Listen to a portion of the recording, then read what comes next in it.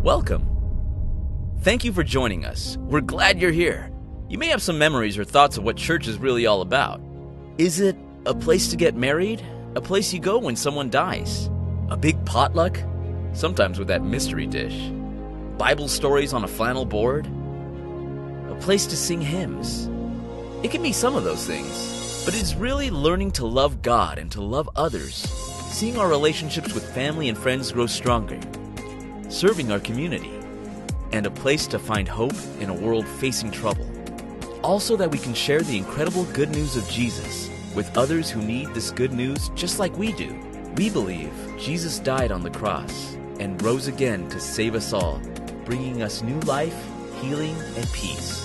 If it's been a while since you've been to church, or it's your very first time, or you're here every Sunday, no matter where you come from or where you've been, we welcome you to our church.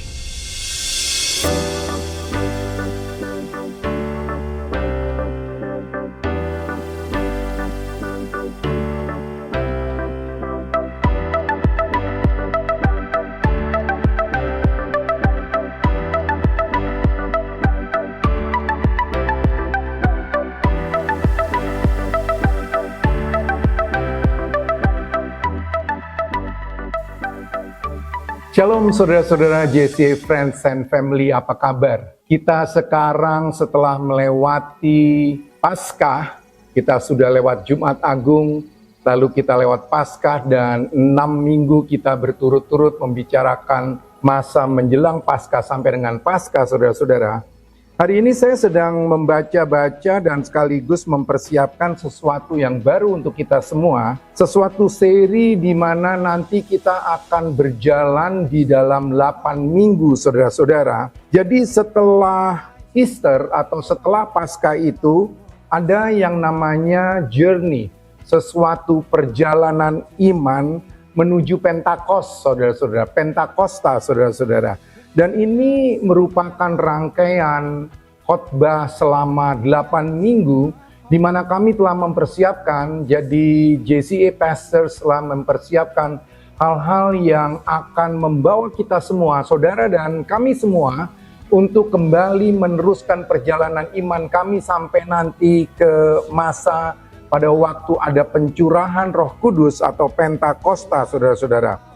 Jadi pada waktu kita bicara mengenai hal ini, maka yang akan dibicarakan adalah encounters atau bagaimana kita bertemu dengan Yesus, lalu Yesus itu sendiri mengajarkan dan juga memberikan amanat agung kepada para pengikutnya, saudara dan saya, dan murid-muridnya, saudara-saudara. Dan itu menuju pada waktu nanti akan terjadi pencurahan Roh Kudus, saudaraku. Nah, di dalam 8 minggu ini, saudara-saudara, setiap saat ada kunci ya, ada saat-saat kunci atau kata-kata kunci atau pelajaran-pelajaran kunci, saudara-saudara, yang akan mengajar kita atau mengingatkan kita akan peristiwa-peristiwa rohani, dari mulai Yesus bertemu dengan Thomas yang ragu-ragu, memberikan sesuatu pelajaran yang penting, sampai kepada waktu restorasi atau bagaimana Petrus itu direstorasi begitu ya saudara-saudara, diperbaharui pikirannya, lalu komitmennya, sampai nanti saudara-saudara waktu terjadi pencurahan Roh Kudus, maka murid-murid akan diberikan kekuatan. Nah, ini merupakan sesuatu hal yang sangat menarik dan kami sudah persiapkan, kami doakan saudara-saudara, dan saya berharap saudaraku, kita semua akan bersama-sama kembali di dalam perjalanan kerohanian kita ini, dan ikutilah setiap minggu, kami undang setiap minggu bersama dengan kami selama 8 minggu ini. Saudaraku, mari bersama dengan JCA Online kita bersama-sama akan menikmati berkat Tuhan, belajar bersama-sama, mendorong satu dengan yang lain.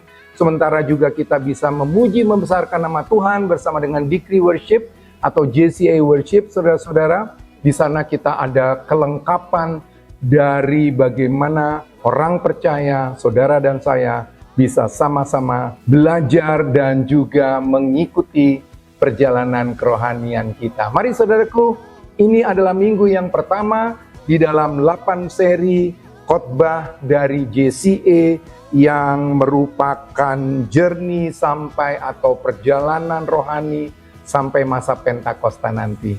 Bapak yang dalam sorga, kami sungguh sangat diberkati dan kami sungguh ingin kembali meneruskan apa yang telah kami lakukan bersama-sama sepanjang minggu dari mulai awal tahun ini sampai dengan saat ini. Kami sudah masuk di dalam bulan April dan kami sungguh mengucapkan terima kasih Tuhan untuk kasih karunia-Mu, kebesaran-Mu, dan cinta kasih-Mu kepada kami semua. Oleh karenanya, seberapa banyak saudara-saudara kami yang ada di rumah ataupun di mana saja mengikuti JCA online ini bersama dengan kami juga, Bapa, kami berdoa kiranya Roh Kudus menolong kami, membuka hati, mata rohani kami, dan kami bisa mengerti kebenaran-Mu. Kami tambah diberkati karena kami rindu juga untuk mengabarkan kabar baik, memberkati banyak orang di sekitar kami, keluarga kami, dan handai tolan. Terima kasih Tuhan untuk kasih karunia-Mu, dan terima kasih Engkau selalu menyertai kami. Terpujilah nama-Mu dan diberkatilah kami semua. Haleluya. Amin. Mari saudaraku, kita ikuti JCA online. Lord, I come, I confess, bowing here, I found my rest.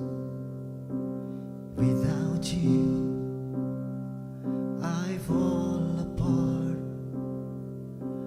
You're the one that guides my heart.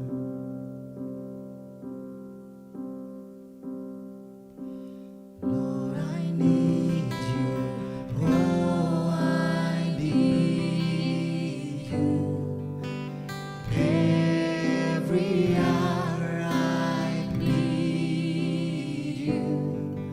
My one defense, my righteousness. Oh God, how I need you.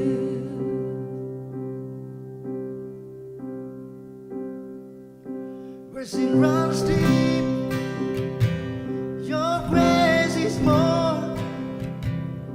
The grace is found, is where you are. Where you are, Lord, I am free. Holiness is Christ and me. Lord, I need Lord, I need you. Oh, I need you. Every hour I need you.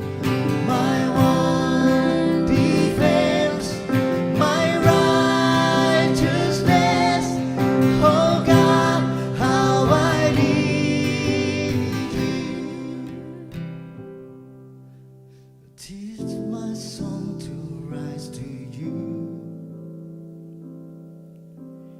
When temptation comes my way, when I cannot stand, I fall on you. Jesus, you're my hope and stay. Jesus, you're my hope and stay. and worship God. Hallelujah. Worship God. Oh, I need you, Lord. Like people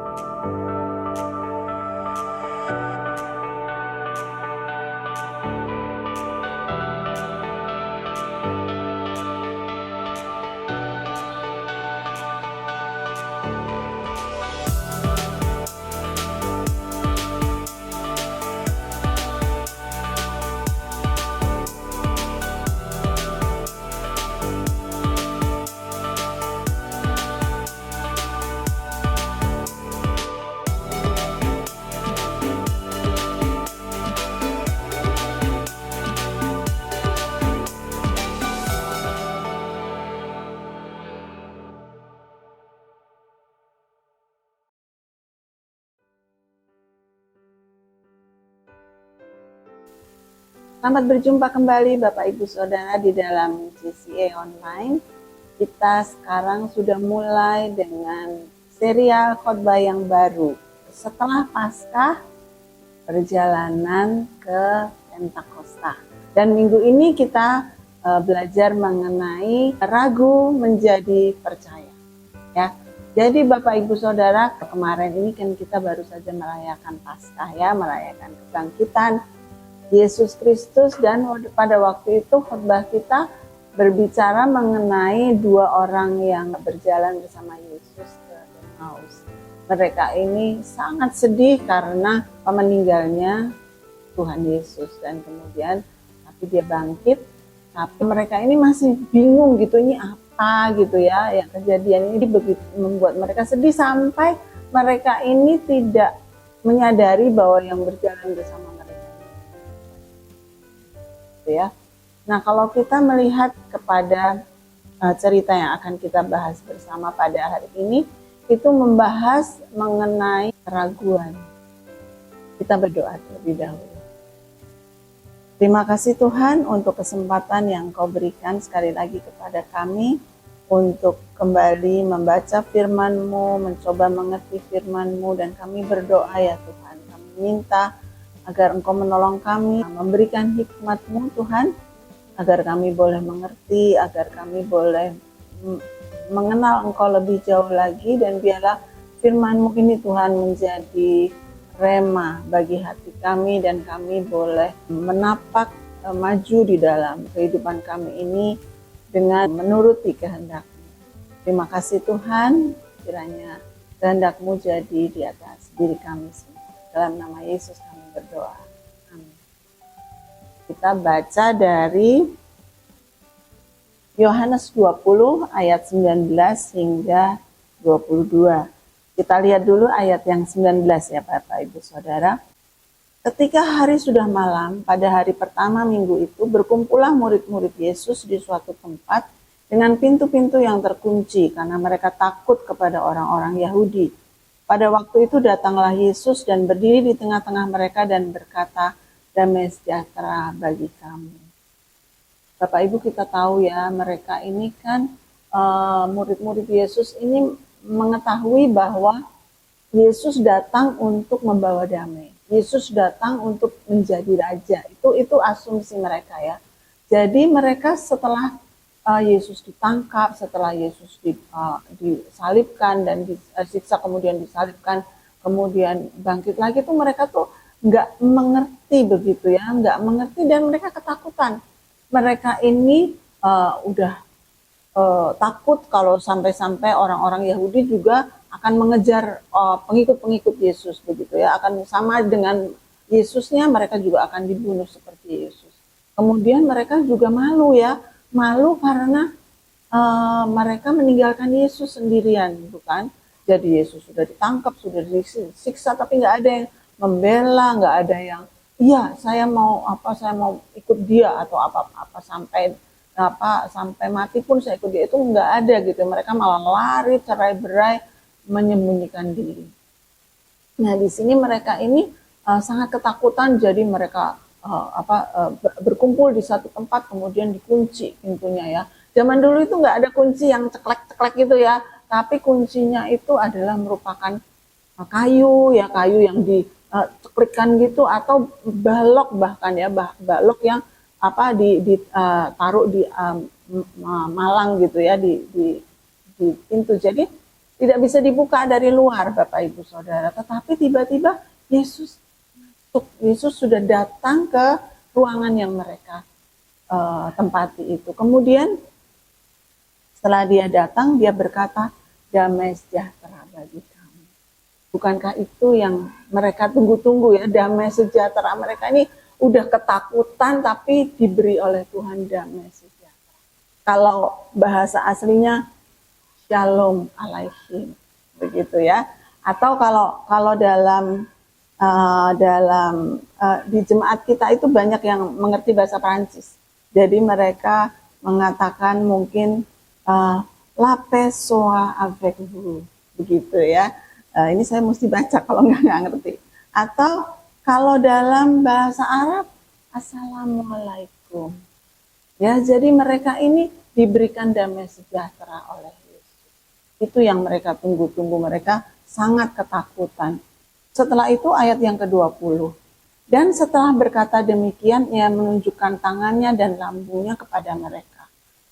Murid-murid itu bersukacita karena mereka melihat Tuhan. Bapak Ibu Saudara, di dalam ayat ini tidak dituliskan telapak tangan, ya.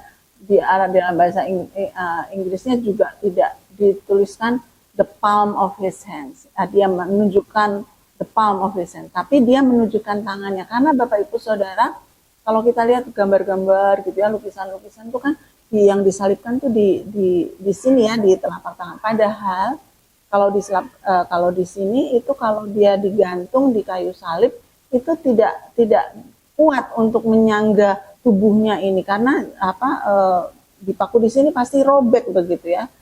Jadi yang dipaku adalah pergelangan di sini ya, yang supaya tangannya itu tidak jatuh begitu untuk menyangga seluruh tubuhnya. Jadi Tuhan menunjukkan tangannya, kemudian Tuhan juga menunjukkan lambungnya. Jadi dia bilang ini bukan Yesus yang katanya yang mati itu adalah duplikatnya, atau yang mati itu adalah klonnya ya. Katakan kan banyak yang agama-agama lain yang menyebutkan bahwa yang mati itu bukan Yesus, makanya dia ya memang hidup ya, dia bukan bangkit, tapi memang bukan dia yang mati begitu kan ya.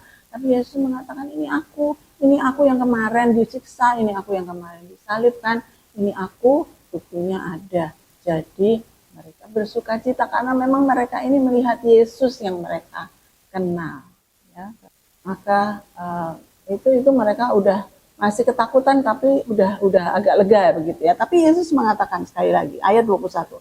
Maka kata Yesus sekali lagi, damai sejahtera bagi kamu, dan sama seperti Bapa mengutus aku, demikian juga sekarang aku mengutus kamu. Dan sesudah demikian ia mengembusi mereka dan berkata, terimalah Roh Kudus.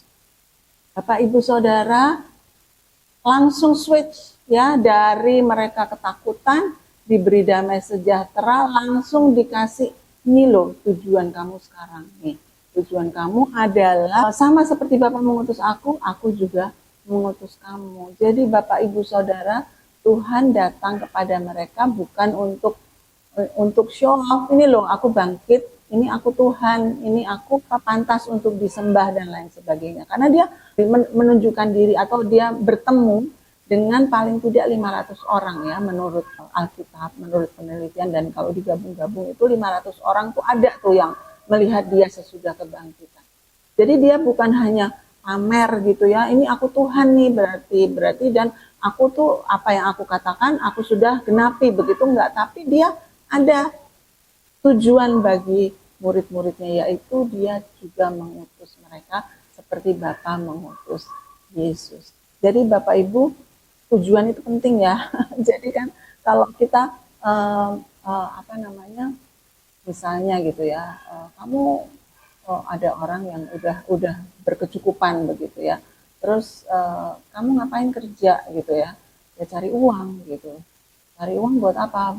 Buat beli mobil gitu ya. Terus mobil buat apa, kan kamu udah ada beberapa gitu ya. Ya buat punyaan aja gitu ya. Jadi itu kira-kira dia bekerjanya gimana? Pasti ya orang aku juga udah ada gitu ya, mobil gitu ya, tapi untuk ngumpulin uang buat beli mobil lagi, oh ya kadang-kadang males, kadang-kadang giat, kadang-kadang gitu kan ya Bapak Ibu. Tapi kalau kita ada tujuan misalnya gini, kenapa kamu kok kerja? Cari makan. Cari makan buat siapa? Buat anak istri. Soalnya kalau anak istri saya nggak makan, nanti besok jadi makan apa gitu ya. Jadi itu tujuan itu merupakan sesuatu yang penting banget, sesuatu yang kalau nggak dia kerjakan itu nggak akan terjadi dan lain sebagainya. Jadi itu satu tujuan yang pasti, satu tujuan yang jelas begitu ya, dan itu yang disebutkan oleh Yesus kepada murid-muridnya, yaitu bahwa dia mengutus mereka seperti Bapa mengutus Yesus. Jadi Bapak Ibu Saudara langsung switch gitu ya, dari ketakutan langsung ke misi gitu ya Bapak Ibu ya. Kamu udah nggak usah takut, damai sejahtera besertamu, dan kamu sekarang aku utus nih, kamu ke dunia dan kamu kabarkan tentang aku, tentang kerajaan Allah. Begitu ya Bapak Ibu. Dan mereka ini mengalami apa yang terjadi kemudian di dalam Kisah Para Rasul 2 yang nanti kita bahas nanti ya, yaitu sekitar 50 hari atau hari lagi ya, sekitar gitu ya Pak, dalam Pentakosta itu, yaitu bahwa Roh Kudus dihembuskan kepada murid-muridnya. Jadi ini merupakan prolog begitu ya, satu kejadian di mana Yesus menggambarkan ini apa yang akan mereka alami di kemudian hari. Dan ini juga seperti di Kejadian 2 ayat 7, di mana Tuhan menghembuskan nafas kepada Adam dan memberikan hidup yang baru. Jadi Bapak Ibu, itu satu hal yang sangat penting ya, sesuatu banget gitu ya di dalam kehidupan para murid ini, yaitu bahwa mereka ini bukannya lagi ketakutan, tapi memiliki tujuan hidup yang baru, tujuan yang harus mereka genapi. Bapak Ibu Saudara, mungkin Bapak Ibu pernah mengalami ya kejadian seperti itu ya, ketakutan dan lain sebagainya, kemudian tapi Tuhan itu memberikan satu garansi atau satu kepastian bahwa ini loh, saya ini menyertai engkau. Begitu. 2 Timotius 1 ayat 7 disebutkan juga bahwa Tuhan itu tidak memberikan roh ketakutan, tapi memberikan roh yang penuh kuasa, penuh kasih sayang, dan penuh ketertiban. Ya, jadi apa yang diberikan Tuhan itu pasti bukan roh ketakutan gitu ya. Jadi Bapak Ibu, kita terus lanjutkan dengan Yohanes 20 ayat 24 hingga 25. Tetapi Thomas, seorang dari ke-12 murid itu yang disebut Didimus, tidak ada bersama-sama mereka. Ketika Yesus datang ke situ, maka kata murid-murid yang lain itu kepadanya, "Wah, kami telah melihat Tuhan." Begitu ya. Tetapi Thomas berkata kepada mereka, "Sebelum aku melihat bekas paku pada tangannya, dan sebelum aku mencucukkan jariku ke dalam bekas paku itu, dan mencucukkan tanganku ke dalam lambungnya, sekali-kali aku tidak akan percaya." Bapak Ibu Saudara, kita tahu bahwa percaya itu ya, iman itu ya, itu sesuatu yang gampang-gampang susah, bukan? Kadang-kadang kita tahu bahwa iman itu perlu sesuatu yang meyakinkan begitu ya. Dalam hal Thomas ini, dia ingin bukti begitu ya. Jadi ya mungkin sering kita dengar, oh Thomas itu orang yang selalu ragu-ragu gitu ya. Kalau kita ada orang yang kira-kira ragu-ragu gitu kepada imannya kepada Yesus, kita bilang kamu kayak Thomas begitu ya. Nah, kadang-kadang saya pikir rada tidak adil juga ya sebenarnya, karena si Thomas ini sebenarnya dia itu hanya sama dengan teman-temannya murid itu yang mereka tuh ketakutan dan lain sebagainya. Cuman Thomas ini mungkin lebih dalam mikirnya ya, lebih diendapkan di dalam hatinya. Jadi dia lebih mikir jauh gitu. Dia bilang dia tuh sebenarnya berjuang begitu ya. Dia bergumul dengan ketakutannya dalam hal yang berbeda begitu dengan. Nah, Yesus, kalau saya jadi Yesus, kalau saya jadi Tuhan, makanya saya nggak jadi Tuhan.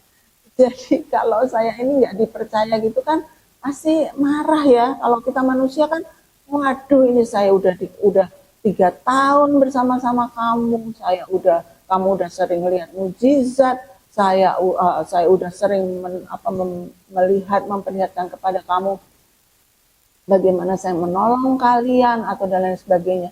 Tetap aja sekarang nggak percaya. Pasti sebel gitu ya. Kalau boleh sih marah gitu ya sebenarnya ya. Tapi Tuhan tidak marah. Dia malah bertemu dengan Thomas, tidak marah. Kita nggak tahu ya, Thomas itu perginya itu apa beli makan, nggak mungkin juga ya kayak sendiri. Jadi mungkin dia ini mau menyendiri begitu ya, mau kontemplasi gitu ya, mau mengendapkan lah ini ketakutannya ini. Kalau mungkin yang lain-lain ngobrol-ngobrol gitu-gitu, tapi mungkin Thomas kepribadiannya lain. Jadi dia menyendiri, dia ingin benar-benar apa tuh introspeksi dan lain sebagainya. Jadi dia kemudian datang dan Thomas kembali, ya Thomas kembali kepada perkumpulan mereka itu. Dia tidak pergi, langsung pergi dan pergi nggak kembali-kembali lagi, tapi dia kembali. Jadi itu yang penting Bapak Ibu Saudara, jangan kalau kita lagi gundah, kalau kita lagi ragu, kalau kita lagi sedih, kalau kita lagi takut, ya jangan sendirian. Kita nggak bisa sendirian. Kita ini manusia sosial. Jadi bagusnya Thomas itu dia kembali kepada perkumpulan mereka, kepada persekutuan mereka. Jadi mereka ini mengatakan pada Thomas, kita udah lihat Tuhan gitu ya. Itu Thomas menyuarakan keraguannya itu kepada teman-teman. Nah, Bapak Ibu Saudara, penting bagi kita untuk seperti Thomas, jangan kita menyendiri ya. Kalau di dalam Ibrani 10 ayat 23 hingga 25 dikatakan, marilah kita teguh berpegang pada pengakuan tentang pengharapan kita, sebab Ia yang menjanjikannya setia. Dan marilah kita saling memperhatikan supaya kita saling mendorong dalam kasih dan dalam pekerjaan baik. Janganlah kita menjauhkan diri dari pertemuan-pertemuan ibadah kita seperti dibiasakan oleh beberapa orang, tetapi marilah kita saling menasihati. Dan semakin giat melakukannya menjelang hari Tuhan yang mendekat. Jadi jelas di sini bahwa kita ini jangan menjauhkan diri dari pertemuan-pertemuan ibadah, pertemuan-pertemuan yang di dalam gereja kami itu ada satu pertemuan mingguan, itu juga secara online atau juga bulanan secara pertemuan muka. Itu di mana kita nih ngobrol gitu ya. Kita tanya, ada yang jawab, ada yang menceritakan kesaksiannya, ada yang menceritakan keluh kesahnya dan lain sebagainya. Jadi banyak yang merasa didukung, banyak yang mendoakan kita, banyak yang saling memberikan semangat dan lain sebagainya. Jadi penting ya Bapak Ibu Saudara. Yohanes 20 ayat 26 hingga 29. 8 hari kemudian murid-murid Yesus berada kembali di dalam rumah itu dan Thomas bersama-sama dengan mereka. Sementara pintu-pintu terkunci, Yesus datang dan dia berdiri di tengah-tengah mereka dan berkata, damai sejahtera bagi kamu. Kemudian ia berkata kepada Thomas, taruhlah jarimu di sini dan lihatlah tanganku. Ulurkanlah tanganmu dan cucukkan ke dalam lambungku dan jangan engkau tidak percaya lagi, melainkan percayalah. Thomas menjawab dia, ya Tuhanku dan Allahku. Kata Yesus kepadanya, karena engkau telah melihat aku, maka engkau percaya. Berbahagialah mereka yang tidak melihat, namun percaya. Indah ya Bapak Ibu Saudara, Tuhan Yesus tidak marah kepada Thomas, meskipun dia seharusnya tersinggung ya, meskipun dia seharusnya itu sakit hati gitu, kalau menurut ukuran manusia ya, kalau nggak dipercayain, kalau nggak dihargai begitu ya. Tapi Tuhan Yesus tidak marah. Tuhan Yesus tidak menemui Thomas di dalam masa lalunya atau masa depannya, tapi dia benar-benar datang waktu Thomas bertanya-tanya, waktu Thomas ragu-ragu, waktu Thomas kepengen melakukan sesuatu untuk membuktikannya itu. Dia tidak marah, dia mengatakan, Thomas belum bilang loh, Tuhan saya boleh nggak mencocokkan jariku ke dalam lubang di tanganmu gitu. Dia nggak bilang. Tapi ini yang 8 hari yang lalu Tuhan tahu bahwa Thomas ingin cocokkan jarinya dan tangannya ke dalam. Jadi Bapak Ibu Saudara, dari Yesus tahu aja itu udah sesuatu yang wow kan Bapak Ibu ya. Nah ini dia seperti, ayo Thomas, kamu kan ingin percaya kan? Nih silahkan gitu ya. Jadi itu Bapak Ibu itu satu encounter ya, satu pertemuan, satu pengalaman pribadi bersama Yesus. Jadi Bapak Ibu kalau ada keraguan di antara kita, biarlah kita izinkan Tuhan untuk menemui kita. Izinkan Tuhan untuk memberikan satu encounter. Bukalah hatimu, bukalah pikiranmu agar keraguan-raguan yang kau miliki itu terhapus dengan sendirinya dengan personal encounter, dengan pertemuan pribadi itu. Jadi Bapak Ibu Saudara, alangkah indah dan alangkah lemah lembutnya kita, di mana Dia mengerti, Dia tidak marah kalau kita ragu-ragu, Dia tidak marah kalau kita banyak bertanya. Ada teman saya tuh ya tanya terus ya, lama-lama saya pikir nih orang ini mau percaya apa enggak sih, orang ini mau beriman enggak sih kepada Yesus, tapi ternyata Tuhan tuh enggak pernah marah Bapak Ibu Saudara. Tuhan malah justru menghargai ya. Tuhan enggak senang dengan kepercayaan yang membabi buta. Ya pokoknya wis percaya aja. Saya enggak tahu apa latar belakangnya, apa nanti di depannya gimana, pokoknya yang penting percaya. Tuhan malah nggak senang begitu. Tuhan maunya kita diberi otak, kita diberi kepandaian, kita diberi cara berpikir yang logika ya, dengan melalui logika. Jadi Tuhan itu sangat menghargai kalau kita bertanya-tanya, kalau kita tidak percaya lalu pengen tahu gitu, itu justru Tuhan akan menjelaskan dengan kita akan menerima satu pertemuan pribadi. Seperti di dalam Yesaya 42 ayat 3 dikatakan, bulu yang patah terkulai tidak akan diputuskannya, dan sumbu yang pudar nyalanya tidak akan dipadamkan. Bapak Ibu Saudara, orang yang lemah iman, orang yang mungkin ragu-ragu, orang yang hampir padam gitu ya imannya, Tuhan tidak akan awas kok ya gitu, nggak akan Bapak Ibu. Tuhan justru akan mendekatkan diri kepada kita, dan Tuhan akan menyatakan dirinya kepada kita yang lain. Dia tidak akan membuang kita, ya, tidak akan marah kepada kita, dan justru Dia akan menolong kita. Dari yang Thomas alami itu langsung dia mengatakan, oh Tuhanku, oh Allahku. Jadi yang tadinya ragu-ragu langsung menjadi percaya. Yang tadinya ragu-ragu langsung mendeklarasikan imannya. Bapak Ibu, indah sekali ya. Di dalam Alkitab itu sering kita melihat beberapa tokoh Alkitab itu juga seperti yang Thomas alami. Kalau Abraham gitu ya, Abraham itu kan bapak segala bangsa ya. Dari dia itu banyak sekali lahir tokoh-tokoh Alkitab. Tapi awalnya dia ragu-ragu banget, orang udah tua, istrinya juga udah tua, udah menopause lama, udah nggak mungkin melahirkan lagi, udah dia ragu-ragu ya. Aku akan jadi bapak segala bangsa, tapi punya satu anak aja enggak gitu ya. Pasti dia hanya janjinya Tuhan ini nggak mungkin gitu ya. Dia sangat-sangat meragukan janji. Tapi Tuhan bilang, kamu hitung bintang di langit. Kita nggak dihitung.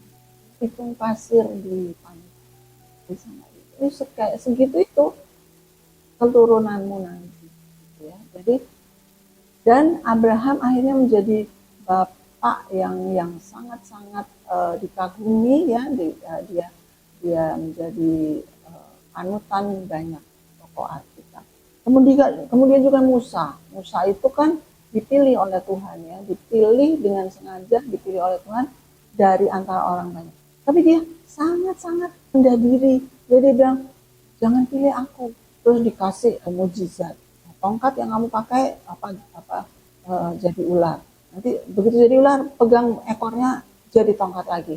Atau nanti mukjizat demi mukjizat dikasih tunjuk oleh Tuhan. Kamu bisa, karena saya akan menyertai engkau gini.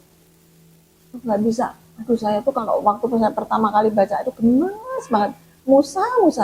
Mbok Yao gitu ya, udah dikasih segala macem gitu, udah deh manut aja gitu ya. Enggak, dia bilang, aduh saya nggak bisa, saya ini pekak lidah, saya gagap ya, gagap. Nah, saya nggak bisa lah bicara kepada Raja Firaun. Saya nggak bisa ngomong untuk memimpin bangsa Israel yang begitu banyak, begitu besar. Nggak mampu, saya nggak mampu. Akhirnya Tuhan bilang, udah, yang ngomong nanti si Harun. kakakmu Harun yang ngomong. Tuhan nggak bilang, ya udah saya nggak usah pilih kamu deh, saya pilih Harun aja. Enggak, Bapak Ibu Saudara. Dia tetap pilih Musa, tapi Harun yang menjadi orangnya. Jadi apapun yang dibicarakan Harun harus dari Musa, karena Tuhan hanya berbicara. Jadi Tuhan tidak pernah, Tuhan itu sabar banget ya. Tuhan itu meskipun udah dibilang saya nggak bisa, enggak, saya akan menyatakan enggak, tetap nggak percaya, tapi akhirnya Tuhan benar-benar nyatain Musa, dan Musa hebat banget bukan Bapak Ibu, dia benar-benar mengeluarkan atau membebaskan bangsa Israel dari jajahan. Kemudian siapa lagi itu? Ada Gideon ya, Gideon yang suka ragu-ragu terus gitu. Aduh Tuhan, ini deh banyak sekali bukti yang Tuhan udah sampaikan kepada Gideon, tapi tetap aja ragu. Tapi akhirnya dia tetap dipilih oleh Tuhan. Tuhan menyertai. Juga Ayub begitu ya. Banyak sekali kejadian yang menyebabkan dia ragu-ragu, ini Tuhan ini benar nggak saya apa gimana, semuanya diambil, semuanya nggak ada lagi pada akhirnya Tuhan memulihkan si Ayub ini, dan kita bisa baca ceritanya, kita bisa terkagum-kagum pada imannya ya. Jadi cerita-cerita di Alkitab itu banyak sekali yang menceritakan bagaimana keraguan-raguan itu tidak menghalangi kita untuk memuliakan Tuhan. Thomas, kita lihat ya di dalam sejarah, setelah dia ini diutus ya oleh Tuhan, dia berjalan dalam misinya ini, dia berjalan ke daerah Persia, daerah India ya. Dia menjadi misionaris India yang paling terkemuka. Dia mendirikan 7-8 gereja di India situ, di India Selatan terutama, dan dia kemudian mati sebagai martir ya. Jadi benar-benar hidupnya itu sangat memuliakan Tuhan, karena dia benar-benar mengikuti apa yang Tuhan itu menjadi misionaris.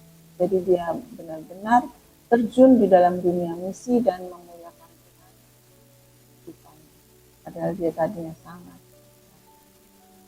Jadi kalau Bapak Ibu Saudara mengalami keraguan, aku tuh nggak percaya sebenarnya, tapi gimana ya gitu, jangan pernah merasa Tuhan tidak senang, karena Tuhan justru akan menolong kita. Dalam keraguan-raguan kita, Tuhan akan datang, Tuhan akan memberikan satu pertemuan pribadi yang begitu indah, sehingga kita tahu tujuan kita apa, sehingga kita tahu kita punya satu tujuan yang harus kita raih dan harus kita berikan hidup kita. Terima kasih Tuhan untuk firman-Mu yang begitu indah, firman-Mu yang menguatkan kami Tuhan, firman-Mu yang menyatakan bahwa kasih-Mu begitu besar kepada kami. Meskipun kami ragu, meskipun kami tidak besar iman kami, meskipun kami tidak teguh Tuhan di dalam iman kami, tapi Engkau mengasihi kami dan Engkau mengerti apa yang kami alami, dan Engkau sangat-sangat memahami, sehingga Engkau tidak marah kepada kami, tapi Engkau menolong kami untuk menjadi percaya. Engkau menolong kami untuk melihat visi-Mu. Engkau menolong kami untuk melihat masa depan kami. Engkau menolong kami untuk melihat visi dan misi-Mu, sehingga kami boleh menjadi orang-orang yang Kau pakai di dalam lebarkan kerajaan-Mu, dan kami minta Tuhan agar Engkau memampukan kami dan agar kami taat selalu kepada firman-Mu dan kepada perintah. Terima kasih Tuhan, di dalam nama Yesus.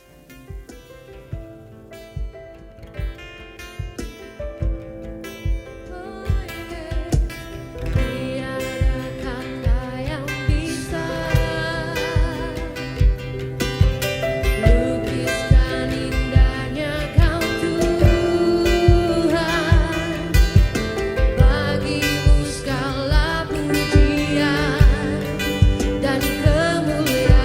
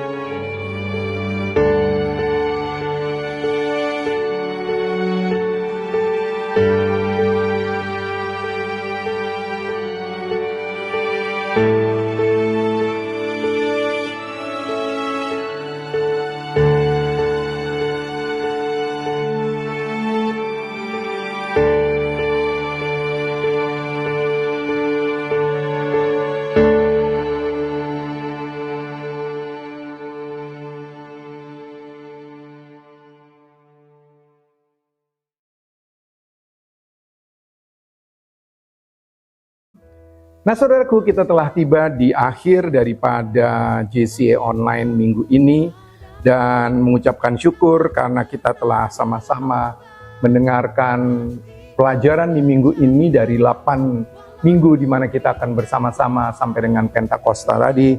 Saudaraku, apa yang dibicarakan tadi Pastor Livia telah memberikan sesuatu landasan supaya kita tidak lagi menjadi ragu-ragu lagi, saudara-saudara. Tadi kita bicara mengenai ragu menjadi percaya. Di akhir daripada kebaktian ini, tentu saya berharap saudara dan saya akan lebih dikuatkan, lebih memegang iman percaya untuk terus melakukan pelayanan kita bareng-bareng saudara-saudara. Dan saya berdoa, saudara akan diberkati, disertai Tuhan di dalam segala kegiatan kita. Saudara yang bekerja dengan luar biasa, yang belajar kuliah dengan luar biasa. Kita yang mengisi kehidupan ini juga mengisi kehidupan yang penuh dengan arti dan makna, di mana Yesus senantiasa bersama-sama dengan kita semua, dan oleh karenanya kita tentu nantinya akan dapat memberkati banyak orang. Mari saudaraku, terimalah berkat yang daripada Tuhan. Tuhan Yesus, terima kasih kami telah bersama-sama minggu ini mengawali 8 minggu pada waktu kami menjelang atau melewati masa-masa pelajaran bersama-sama sampai dengan nanti Pentakosta Tuhan. Bapa yang dalam sorga, terima kasih untuk firman-Mu yang telah kami dengar. Kami juga telah memuji, membesarkan nama-Mu.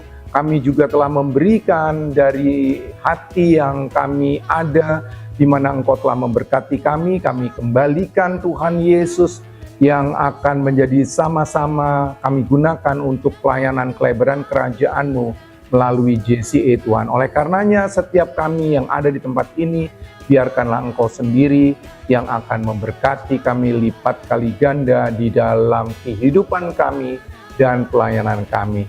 Terima kasih Tuhan, terpujilah nama-Mu, dan saudara-saudaraku, berkat Tuhan akan senantiasa bersama dengan kita. Maka kata Yesus sekali lagi, damai sejahtera bagi kamu, sama seperti Bapa mengutus aku, demikian juga sekarang aku mengutus kamu. Kiranya kasih karunia Allah Bapa di sorga, di dalam cinta kasih Yesus Kristus, dan kuasa Roh Kudus menyertai saudara dan saya dari hari ini sampai selama-lamanya. Maranatha, sampai Yesus datang kembali yang kedua kalinya, menyebut kekasih-kekasih hatinya yang adalah saudara dan saya. Dan selama ini kita akan diberkati untuk memberkati banyak orang. Tuhan Yesus memberkati, sampai jumpa minggu depan.